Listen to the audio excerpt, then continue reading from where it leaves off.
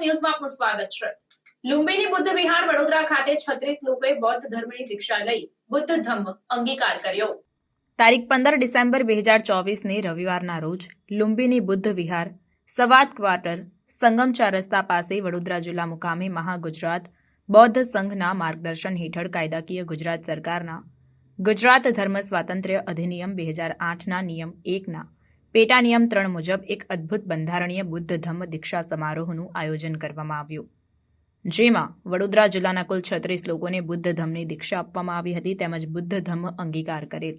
આ દીક્ષા સમારોહની શરૂઆતમાં શાક્ય મુનિ ચેરિટેબલ ટ્રસ્ટના સભ્યો તેમજ ઉપસ્થિત દીક્ષાર્થીઓના હસ્તે ભગવાન બુદ્ધ તેમજ બોધિસત્વ બાબા સાહેબ ડોક્ટર ભીમરાવ આંબેડકરજીને દીપ પ્રજ્વલિત કરી ફૂલહાર અર્પિત કરવામાં આવ્યા। ત્યારબાદ તમામ દીક્ષાર્થીઓને અનિત્યતાનો સિદ્ધાંત સમજાવી ત્રિશરણ અને પંચશીલનું સંઘાયાન કરી સૌને દીક્ષા ગ્રહણ કરાવેલ।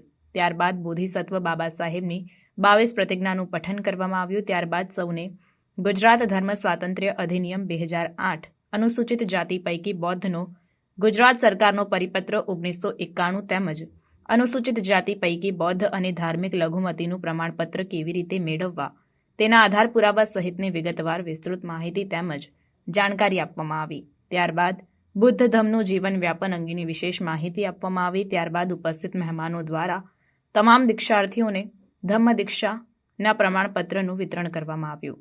અંતે સમાપન ગાથા દ્વારા કાર્યક્રમની પૂર્ણાહુતિ કરવામાં આવી। ત્યારબાદ સૌએ સાથે મળીને મૈત્રી ભોજન કર્યું।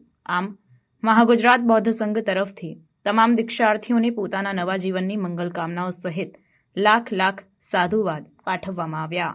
Reporter Shailesh Solanki, secular Gujarat news.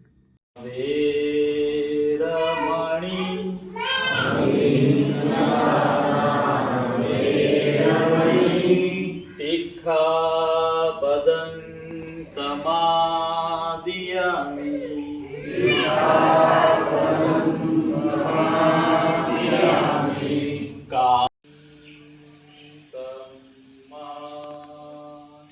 સંબુદ્ધો ભગવાન બુદ્ધં ભગવન્તં અભિવાદેમિ।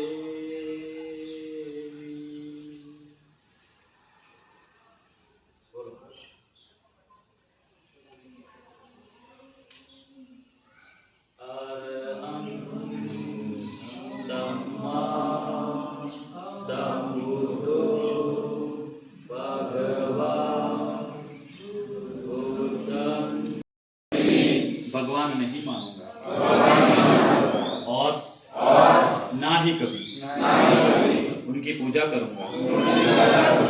मैं राम और कृष्ण को कभी भी भगवान नहीं मानूंगा और ना ही कभी उनकी पूजा करूंगा।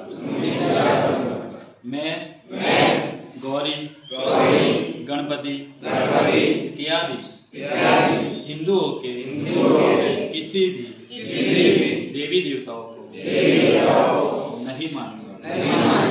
સમાચારોની અવનવી અપડેટ્સ માટે જોતા રહો સેક્યુલર ગુજરાત ન્યૂઝ।